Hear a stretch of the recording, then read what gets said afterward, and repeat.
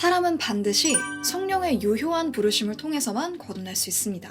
따라서 나의 거듭남이 참된 것인지 거짓인지를 구별하는 방법은 성령의 유효한 부르심의 효과가 내 삶에 나타나는지를 확인해 보는 것입니다. 그렇다면 내게 성령의 유효한 부르심이 있는지를 어떻게 확인할 수 있을까요? 여러 효과 중에 대표적인 것은 내가 정말로 참된 회개를 했는지를 확인하는 것입니다. 성령께서 유효하게 부르신 자는 반드시 회개하게 되어 있기 때문이에요. 여러분은 회개가 뭐라고 생각하세요?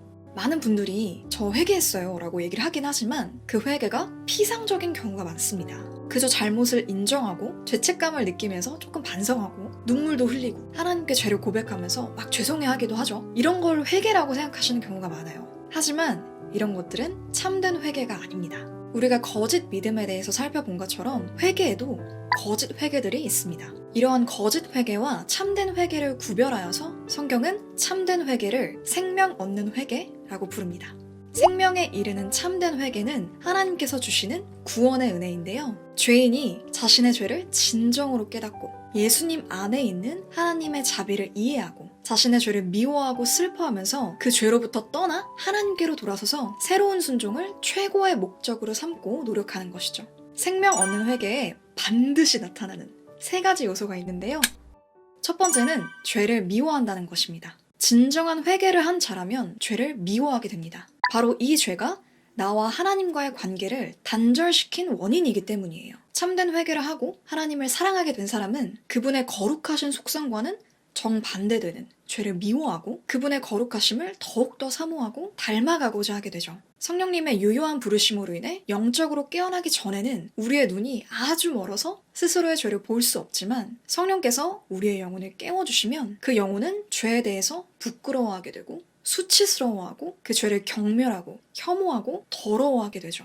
그런데 피상적인 거짓 회개를 하신 분들은 여전히 특정한 죄를 짓고 있으면서도 죄에 대한 죄책감이나 부담감이 전혀 없죠. 겉으로는 죄로 인해 고통스러워하는 것처럼 보이고 하나님께 죄에 대한 용서도 구하지만 실제로는 그 죄를 떠나려 하지 않고 은밀하게 계속해서 그 죄를 품고 짓고 있죠.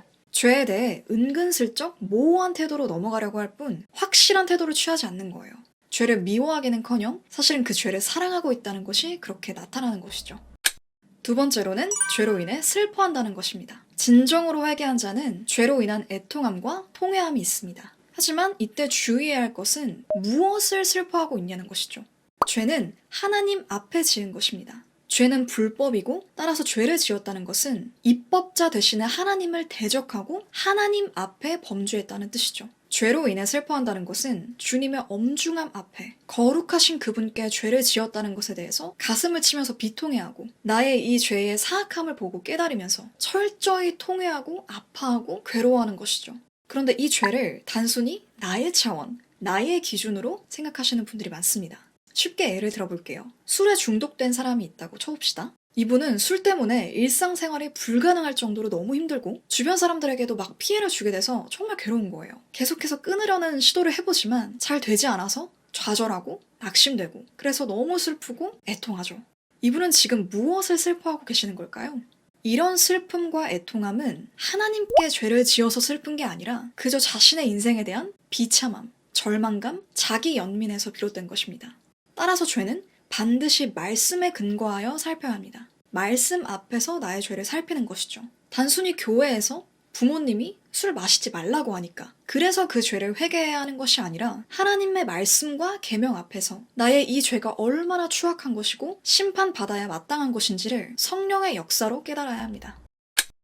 세 번째는 죄와 싸우는 것입니다. 진정한 회개는 죄와 싸우고 죄를 떠나고 죄를 버리는 것이 반드시 포함됩니다. 나의 이 죄 때문에 예수 그리스도가 십자가에서 하나님의 그 심판과 모든 진노를 감당하셨다는 것. 그것을 진정 영적으로 깨닫고 체험한 사람. 즉 예수님을 통해 하나님의 자비와 그 은혜를 절절하게 경험한 사람은 절대로 자신의 죄를 가볍게 생각할 수 없습니다. 아주 조그마한 죄에도 매우 민감하게 반응하고 그 죄를 끝까지 추적하면서 철저하게 죽이고자 하죠. 전에는 육체의 소욕에 따라서 죄의 종노릇 하면서 살았지만 이제는 그 죄에서 건져주신 그 하나님의 은혜를 저버릴 수 없는 것이죠. 이때 중요한 것은 죄와 싸우는 것이 주술적인 행위가 아니라는 것입니다. 많은 분들이 죄와 싸우고자 마귀를 대적하라 라는 그 말씀에 따라 대적 기도를 하신다든가 보혈 찬양을 부르신다든가 축사를 받기도 하시는데요. 회개라는 것은 말씀 앞에서 나의 이 죄의 실체를 철저히 깨닫고 그것에 대한 하나님의 용서를 구하는 것입니다. 마귀를 대적하라 라는 그 말씀의 핵심은 하나님께 복종하는 것에 있습니다. 하나님의 말씀에 굴복되는 것이죠. 그리스도께 의존하여 하나님의 계명을 따르고 순종하고 순복되는 삶이 곧 마귀를 대적하는 것이죠. 말씀을 통한 죄의 철저한 각성이나 질책이 없이 단순히 무슨 영화 떠나가라 라고 반복적으로 외치는 것, 예수 그리스도의 보혈의 능력이 있다고 하니까 보혈 찬양을 50번, 100번 부르는 것, 하루에 방언 기도를 막 3시간씩 무조건 채우는 거, 내가 하나님 앞에 납작 엎드려져서 가슴을 찢으면서 회개를 해야 할 문제를 무슨 영으로 부르면서 이것을 축사하기만 하면 그 죄가 해결될 거라고 생각하는 거, 이런 것들은 사실상 죄와 싸우는 것이 아니라는 것입니다. 이런 것들은 주술적이고 매우 행위적이고 비성경적인 것들입니다. 이렇게 성령의 유효한 부르심으로 인해 발생되는 회개에는 죄를 미워하고 죄로 인해 슬퍼하고 죄와 싸우는 것이 나타납니다. 그런데 이때 정말 중요한 것이 또 한 가지가 있어요. 진정한 성령의 역사라면 이 3가지 요소가 지속적으로 삶에 나타난다는 것입니다. 신자의 삶에 이러한 요소들이 한두 번 나타났다고 회개했구나, 나는 생명 얻는 회개를 했구나, 이렇게 끝나는 게 아니라 끊임없이 나타나는 것입니다. 진정한 신자의 삶은 끊임없는 회개와 믿음의 연속인 것이죠. 오늘은 성령의 유효한 부르심으로 인해 발생되는 진정한 회개의 3가지 요소를 살펴보았습니다. 생명 얻는 회개는 죄를 미워하고 죄로 인해 슬퍼하고 죄와 싸우는 것이 지속적으로 삶에 나타나는 것입니다. 다음 영상에서도 성령의 유효한 부르심으로 인한 효과와 아닌 것들을 분별해 보도록 하겠습니다. 감사합니다.